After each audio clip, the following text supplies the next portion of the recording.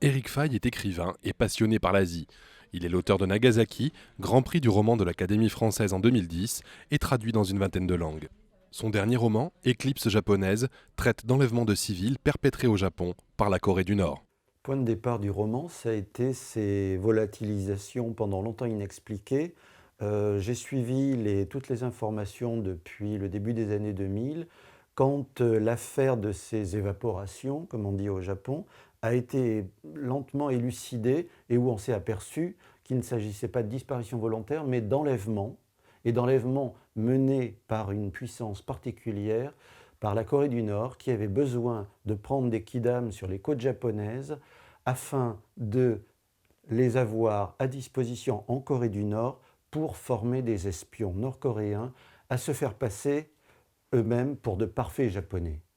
Bon, pour enseigner aux espions nord-coréens comment se comporter dans une société capitaliste, quels gestes avoir, apprendre l'argot du japonais, quels sont les souvenirs du japonais moyen, souvenirs d'enfance et autres. Bref, à réussir à se faire passer pour de vrais japonais pour, en cas d'attentat ou de mission secrète, s'ils sont capturés, faire croire que c'est le Japon qui en est responsable. Alors ce que j'ai voulu faire, c'est un roman polyphonique où on voit apparaître successivement diverses personnes enlevées pour voir comment elles réagissent, comment elles réussissent à survivre à cet enlèvement et à cet arrachement à leur destin, et à leur plonger dans un pays dont ils ne connaissent rien. Je les fais se suivre l'un après l'autre, c'est-à-dire c'est comme une course de relais, chacun passe le relais à l'autre et ensuite un journaliste mène l'enquête. Globalement, je vais dire que je n'ai rien inventé, tous les faits sont véridiques. J'ai simplement parfois créé des personnages et réorganisé un peu l'agencement des faits. J'ai fait une énorme sélection tellement j'avais une matière surabondante en termes de témoignages, à la fois de transfuges nord-coréens, d'espions repentis nord-coréens, et aussi de la part de certains Japonais et même d'un soldat américain qui ont pu rentrer de Corée du Nord après plusieurs décennies. Ce que la fiction apporte, c'est d'abord le plaisir de l'écriture pour le romancier, et puis je pense un surcroît de plaisir de lecture pour le lecteur, qui est là dans un mélange des genres, à la fois dans un roman d'espionnage, dans un policier, avec le suspense qui essaye de maintenir jusqu'au bout l'élucidation. Et ce que j'ai apporté par la fiction, je crois, c'est surtout une analyse psychologique de certains personnages auxquels je me suis particulièrement attaché, que ce soit des enlevés, des Japonais enlevés, que ce soit la mère d'une collégienne enlevée, mère qui est persuadée que sa fille est vivante et qui l'attend et qui se bat pour essayer de comprendre, mais aussi le personnage d'une espionne nord-coréenne qui, elle, est un véritable personnage romanesque parce qu'elle va mener un attentat alors qu'elle n'avait pas été préparée à tuer. Et ensuite, elle va se repentir quand elle voit que tout ce sur quoi s'est construit son éducation, son passé, a été du mensonge, de la propagande.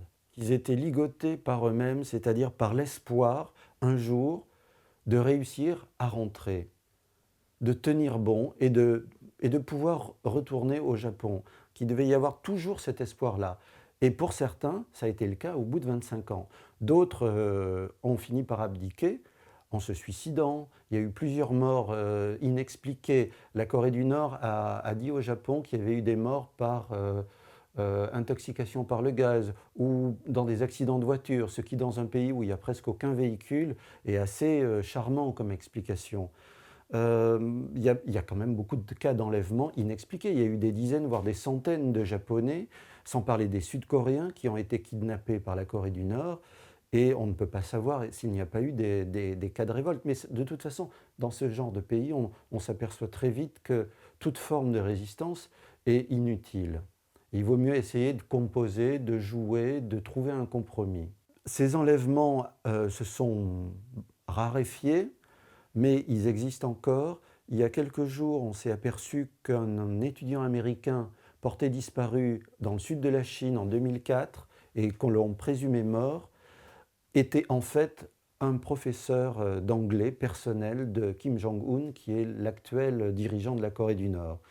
Il était disparu depuis 12 ans et on s'est seulement aperçu maintenant que cet étudiant américain était toujours en vie et que, comme dans le cas des personnages de mon roman, on l'a marié avec une Coréenne et qu'il a aujourd'hui des enfants, donc il a fondé une famille. Ça aussi, c'est un aspect qui était très habile de la part des Nord-Coréens, c'est-à-dire de marier les kidnappés entre eux ou avec d'autres étrangères, et de manière à les fidéliser d'une certaine façon, faire en sorte qu'ils aient une véritable vie en Corée du Nord et qu'ils n'aient pas la tentation de s'échapper. Parce que dans ces pays-là, quand un membre de la famille cherche à s'évader, c'est toute la famille.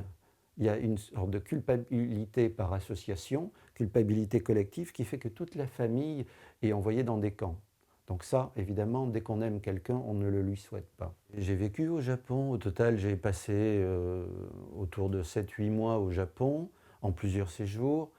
J'essaye de m'imprégner le plus possible de littérature, de cinéma. Et puis, pour ce livre-là, je me suis beaucoup documenté.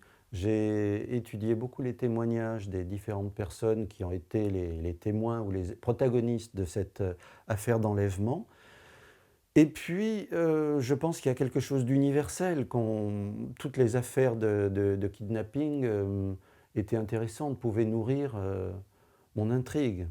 S'il y a un aspect japonais, disons que je n'en étais pas tout à fait à mon coup d'essai. J'avais déjà écrit Nagasaki, un roman dont les narrateurs sont des Japonais, parce que à force d'imprégnation, il me semble qu'on capte quelque chose de leur psychologie, de leur existence.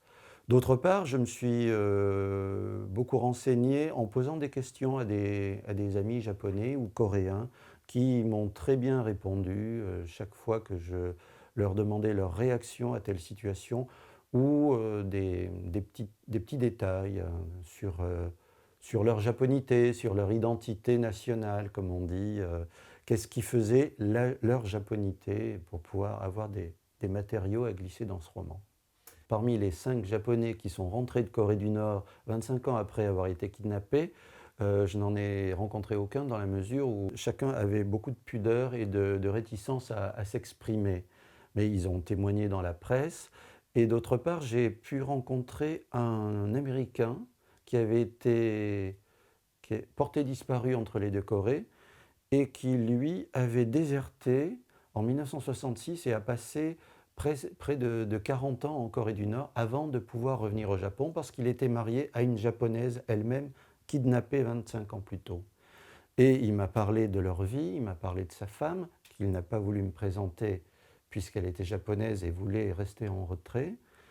Il me semble que j'ai pu, avec l'imagination, compléter. Ce qui m'intéressait dans l'écriture de ce roman, et c'est pour ça que c'est un roman et non pas un document, c'est qu'il y avait beaucoup de zones d'ombre, de zones grises, que l'imagination, que le travail d'écrivain devait remplir, compléter.